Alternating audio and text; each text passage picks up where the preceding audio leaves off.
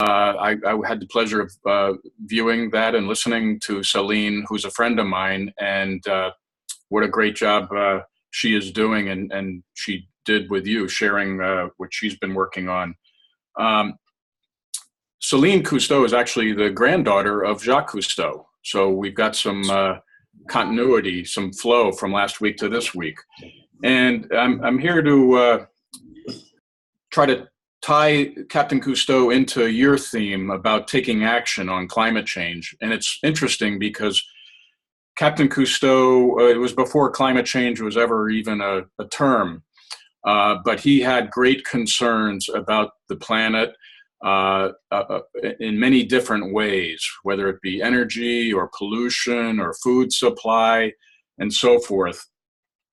But he took action, and what he wanted to do was understand the Earth. He wanted to understand particularly what was underneath the surface of the ocean. So he invented ways for us to go under the sea and learn about what was under there. And he did that, basically his platform was this ship that you're looking at, a famous ship called research vessel Calypso. And Captain Cousteau took this ship around the world several times to far off places, including Antarctica, the South Pole, of all places, with a relatively small wooden ship amongst all those icebergs and so forth. So what I'd like to do is share with you about 12 slides, and then the most fun and most important part is probably getting to your questions and answers. Hopefully I can answer some of your questions. So let's go forward. I had the opportunity to work for Captain Cousteau. Just a quick bit on me. I kind of worked my way up the ladder here. On the left-hand side, I was a rare land-based expedition. Usually they were at sea. This was up in Saskatchewan, Canada, where we made a movie on beavers. And here I'm on the left, I'm helping build a cabin that we lived in for the winter. In the middle is on the ship Calypso, filling an aquarium. We'd bring certain creatures onto the ship and study them and then release them. And then on the far right is when I'm still a deckhand. I'm still at kind of the bottom of the ladder, but I am taking some photographs. Ultimately, I worked my way up to be a diver, which was the ultimate job on the ship, underwater photography. So what I'd like to do is share with you today, hopefully this ties with your program, some discussion goals, learn a little bit about who Captain Cousteau was. Remember, he had many great quotations, many great messages, but one of them that it's really my favorite is protect what you love. And that's what you all are working on. You know, you're working on protecting the Earth, protecting your environment, for your sake, for the sake of your family, your friends, your children, maybe your pets, the creatures around you. So Captain Cousteau had a lot of great messages. Hopefully I can leave this one with you today, to protect what you love. And hopefully you'll feel some inspiration and encouragement from me about what you're doing. I did actually write a book about my story on the ship, and I wrote it as a young person. I kept journals, which I would encourage you all to do as you do your different experiences and travels. If nothing else, just have for your own memory. It's fun to have a journal, and it's a great thing to do. So who was Captain Cousteau? I was thinking about this, preparing this presentation for you, and he was so many things, and I'll tell you briefly about these. He was an innovator, an explorer, an entertainer, educator, and visionary. And what ties in with what you all are doing here today is he was always learning. He was extremely curious. He did not have all the answers, but he would go out and look for the answers, either by bringing scientists onto the ship and interviewing them, and then sharing that in a television show with people like us, so we could get smarter. But he was always learning, which I loved about him. When I talk about innovation, that's inventing, basically. So early on in ocean exploration, divers on the left-hand side, they'd have to go down with a hose connecting them to an air supply on a ship above. And we call it a tether. But with Captain Cousteau, he wanted to be able to move around the ocean underwater more freely. So he and a fellow co-invented the aqua lung, this underwater breathing apparatus. SCUBA stands for self-contained underwater breathing apparatus. So you could strap this on your back like the people on the right, divers there, and Captain Cousteau is actually in the middle of that photograph, and you'd have a tank on your back, and you'd have a hose right to your mouth from the tank. So you didn't have to be connected to the surface, and you could move about much more freely. So he invented this. He co-invented the aqua lung. He invented so many other things, such as underwater scooters. It's a little bit of a fuzzy picture, but I thought you'd find that to be kind of cool, how they and we can move around underneath the water with scooters. And this is a two-man submarine that we had on the ship on the right-hand side, which was great for going to deeper parts of the ocean. And by the way, I would say Captain Cousteau, he had a couple of great engineers that worked with him. You know, they did a lot of the design, and the team themselves, and Captain Cousteau would have ideas, other people would have ideas. And that's where, you know, the innovation would come from. And finally, one other great innovation, again, pictures are a little fuzzy, but I think you can get the idea. He had the idea, what if we could live underwater? If we had a little house underwater. So on the left-hand side, you see an image of Calypso, a drawing, and then this little village underwater. And this was Con Shelf 2. Con Shelf was an abbreviation for continental shelf, which is the edge of part of the Earth where it drops off from the continents that we live on to a deeper depth. And there were 3 Con Shelf programs, 1, 2, and 3, and they were at different depths with different numbers of people for greater and greater amounts of time. The image on the right shows you what Con Shelf 2 looked like, a little living room in the middle, bedrooms, a little kitchen, and so forth. Pretty cool. He wanted to explore and learn about the world, about the ocean, about the habitats, and he would study different civilizations, different issues, whether it be pollution or types of devastation. And to me, this all leads into climate change, where we are today. And the picture on the right happens to be Calypso sailing in the Amazon River in the jungle. And as you know, relative to climate change, the Amazon is under some threat, and that's a great source of oxygen for our planet. I also mentioned earlier, he was an entertainer and an educator. And I tied those two together because that's how Captain Cousteau tried to educate us. He made movies, he made television shows that were called The Undersea World of Jacques Cousteau, and these were aired across the world. And I like to think that he was able to bring the undersea world into our living rooms. And people back, you know, this is back in the 60s and the 70s, people did not really know as much as you know now about what's underneath the sea. They had never seen what it was like under there. So he was able to take that into people's homes and teach them. And he was a great writer. So the scripts were very interesting, great music.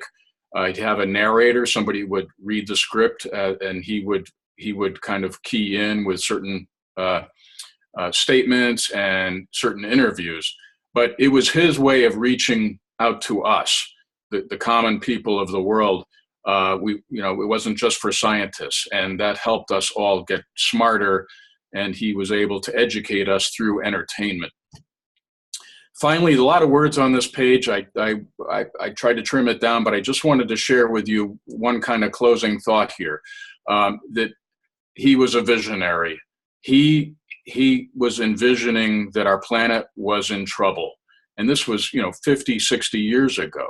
And he was able to do some good things, to change some things. Some things did not get changed. But by action and by information and by education, he was able to help us, help the world, whether it be the government, whether it be citizens, whether it be students like yourselves.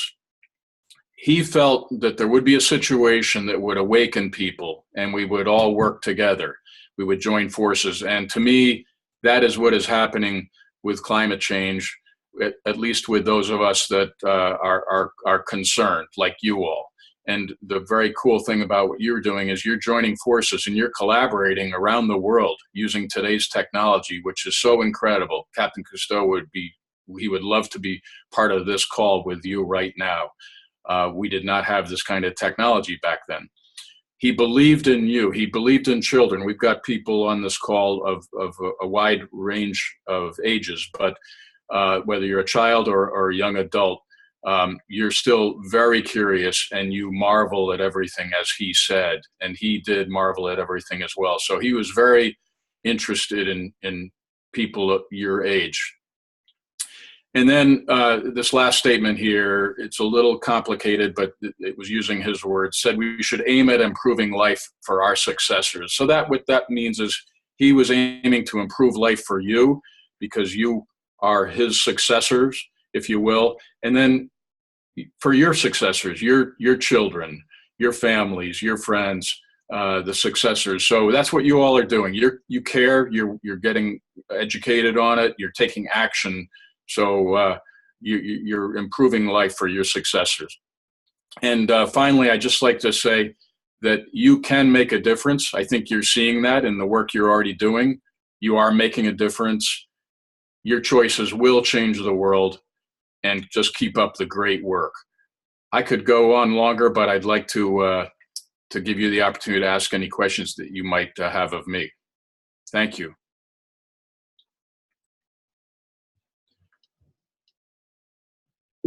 So let's see, Cone, I'm going to try to get back over to my chat,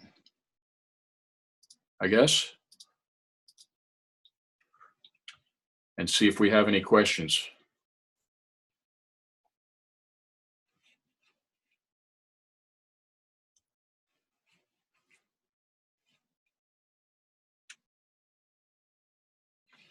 Okay. I am not seeing my chat.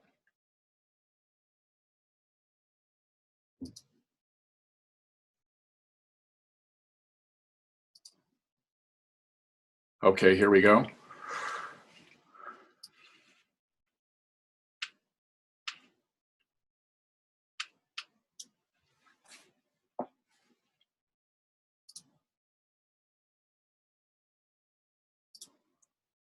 Okay, I don't see any questions. I see a number of countries here.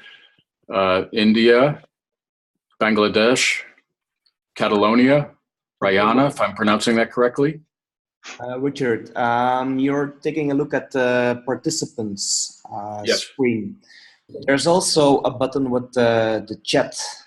And that's the right one. There are some questions being posted. Okay.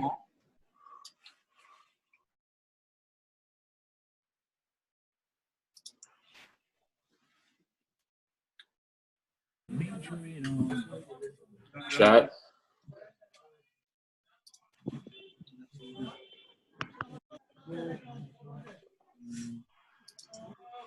Okay, okay, here we go. Okay. Thank you for your patience, everyone. Okay. Is it possible to clean plastic out of the ocean?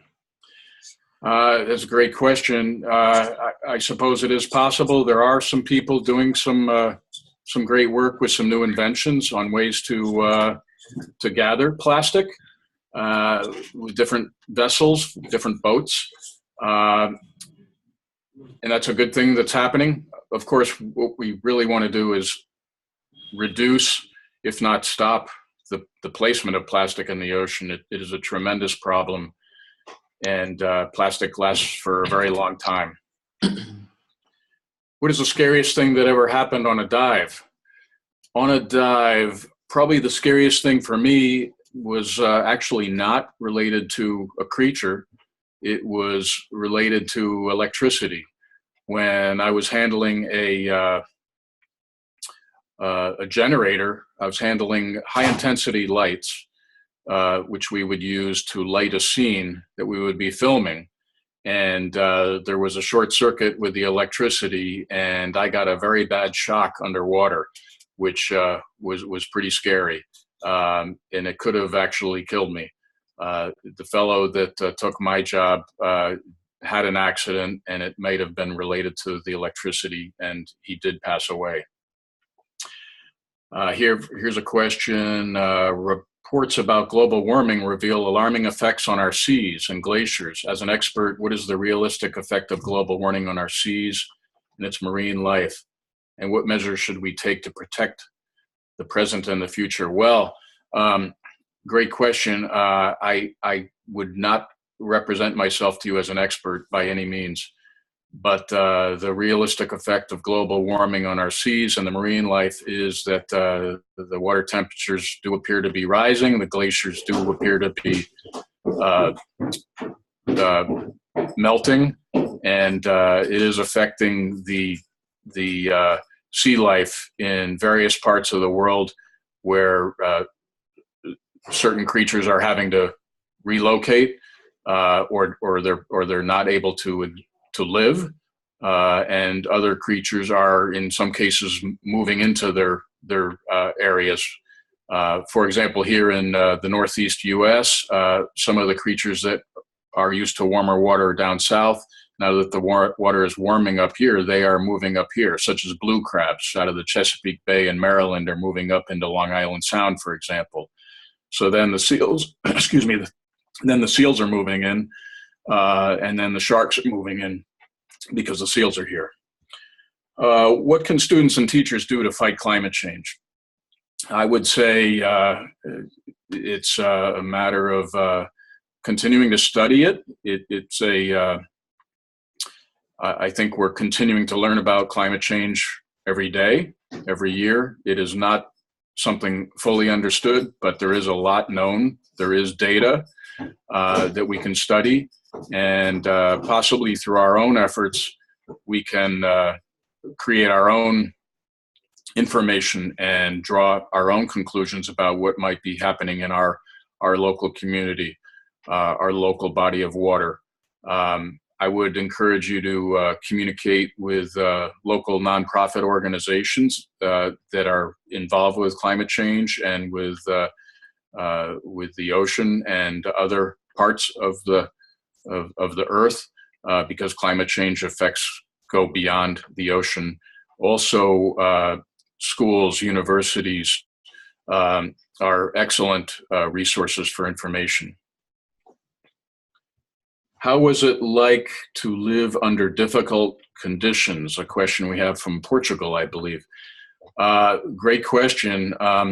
And I'm not sure what you mean by difficult conditions, but what comes to my mind it was the ship itself. It was a relatively small, slow wooden ship, only 139 feet long. That sounds kind of long, but when you have 27 people living on it, that's not very big. And I was typically in very warm climates. I was not typically in cold climates. So we would be 90 to 100 degrees with no air conditioning. And then oftentimes we'd have technical problems. We'd run out of water. So you couldn't take a shower for several days, things like that. Other difficult conditions might be a big storm, because Calypso was small, and it was previously a World War II minesweeper. So the way that was designed, it had a pretty flat bottom. So it would rock very easily when it got into rough seas.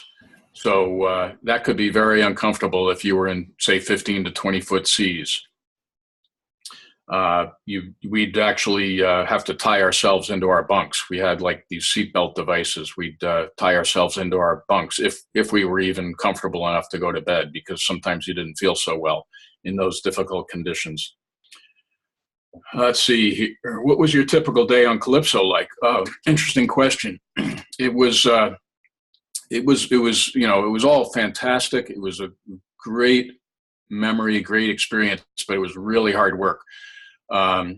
Particularly for me, I felt like I had 2 or 3 jobs, and I felt like I did not get much sleep for the whole time I would be on the ship, because I would be on watch, particularly when I was a deckhand and when I became a diver, because divers are navigators and you have to be up on the bridge. The bridge is where you steer from. That's where the radar is. And you'd have to have somebody on watch all the time for a lot of different reasons. If you had to look out for ships that might be heading your way to avoid a collision, you had to make sure people didn't come aboard your ship and try to steal something. You had to make sure there wasn't a fire. So we would be on watch 24/7 around the clock, and you might sleep for 2 hours, and you might be on watch for 2 hours and then sleep again or go on a dive. More normally, you'd go on a dive and so on. But the lack of sleep was pretty tough. Have you discovered any new species of deep sea creatures during your expeditions? During my expeditions, no. But a good question. And what it reminds me of is that Captain Cousteau, we could not go into deep sea. With the human body, you can only go so deep. And the deepest dive I did was about 230 feet. And that's about the limit that you can go with regular, what we call compressed air in the air tanks. Today, there's another mixture called mixed gases, and you can go a little bit deeper. But for deep sea, that's where the submarine would come in. And now with today's technology, there are submarines that go, and even some pretty interesting new dive suits that can take you deeper. But we would try to go as deep as we could, because we were trying to find things that people had not found before. And we would to share those with people that would watch the television shows. So we wanted to make it interesting and new adventures. Okay, for little kids, what can we do about climate change? Gee, I think it's well. I tell you, one thing that I like is.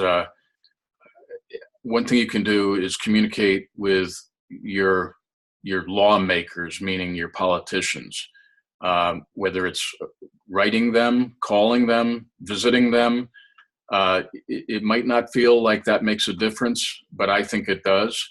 I think they have to hear from all of us at all ages, but I think that's something that little kids can do, and classes could do. And we need to make sure that those people are listening to us, and that we know we care. Have you heard about 3D printing to save coral reef? Absolutely. I'm a little bit involved in that. I'm on the board of Captain Cousteau's organization. Fabian is Celine Cousteau's brother and Captain Cousteau's grandson. And we've got a project going to do 3D printing to do some experiments with creating artificial coral reefs and growing coral. What made you decide to become a diver? Well, Michael, thank you for the question. Yeah, I had a great opportunity, which I did want to share with you. My father worked with Captain Cousteau.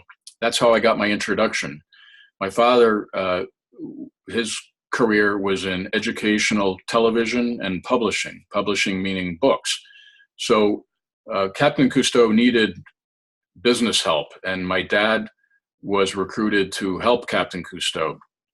And my dad was going out to Los Angeles, California, right after I got out of high school. I was 18 years old, and my dad said, "Hey, do you want to come with me?" And I said, "Yes." And that night, I was at Philippe Cousteau's house. After the business meetings were over, we went to Philippe Cousteau's house, and he asked me if I would like to learn to dive. And he had a swimming pool, And of course, you can't learn how to dive in one lesson, but Philippe took me under his wing, so to speak. He took me in the pool and he gave me my first dive lesson, and then I was hooked. And I was very fortunate to be connected with, you know, these incredible people. But even just in a swimming pool, the feeling of breathing through a regulator artificially and spending more time underwater than you can with your human lungs is a pretty incredible feeling all by itself. And that's kind of how I got started. And I did want to share that, you know, I just said yes to my dad. And then actually at dinner that night, Captain Cousteau said, we need a truck driver. Would you be willing to drive a truck with a Frenchman named Ivan Giacoletto? And I did not speak very good French, and Ivan did not speak very good English, but that didn't matter. I said yes, and I did it, and that was kind of the beginning for me. So the point of what I'm saying is, if you have an opportunity, I would encourage you to try to say yes if you're able to do so, because you may not have that opportunity again, and it may change your life. How did you become friends with Jacques Cousteau? Is it fun to be under the water? Okay, yeah, Michael, I think I kind of just covered that one. Kristen is asking, who is Fabien Cousteau? Is he Celine's brother? Yes. And then cousin, question mark. No, he's Celine's brother, actually. Have you ever rode a whale, dolphin, or shark? No, I have not. And honestly, I would not want to, because I wouldn't want to intrude on those creatures in that way. I don't think that that's what they're there for. I have seen all of them in the wild. I've been in the water with them all in the wild, and that's where they belong. I don't believe they belong in captivity, and they belong free. So not riding, but spectacular, wonderful creatures that we need to protect. Okay. I think we're probably going to run out of time. Let me see if I can answer one or two more real quick here.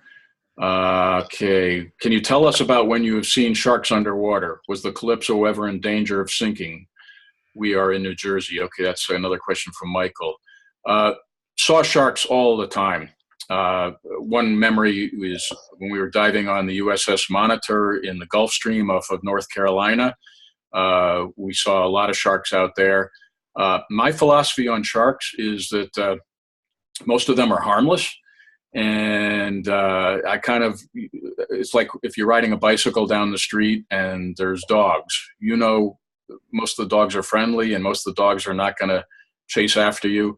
But, you know, there might be a certain kind of dog that you know is a little more dangerous. So you be more careful of that dog. That's kind of how I viewed the sharks. But, and was the Calypso ever in danger of sinking? I think probably the biggest time it was in danger of sinking, I was not on the ship, but it's when they went to the South Pole, when they went to Antarctica, and they got caught in a very bad blizzard, very bad snowstorm, and snow and ice was building up on the ship, and they had to chip the ice off, otherwise the ship might have actually capsized, turned over. A lot of additional questions. I'd love to go on, but I think I've used up my time. I really appreciate your questions and your attention. I hope it was helpful to you, and you all have a fantastic day. Okay, thank you so much, Richard, for sharing your stories and expertise. And one thing I really want to second is, please, indeed, say yes to all opportunities which will cross your life. I think they may change your life. And now I'd like to hear all the children. So please, let's all unmute our microphones and let's thank Richard. Thank you, everybody. Thank you. Thank you. You're welcome. Thank you. Bye-bye. Oh, thank you very much. Bye. Hi, thank you. Thank you very much. Thank you. That was good.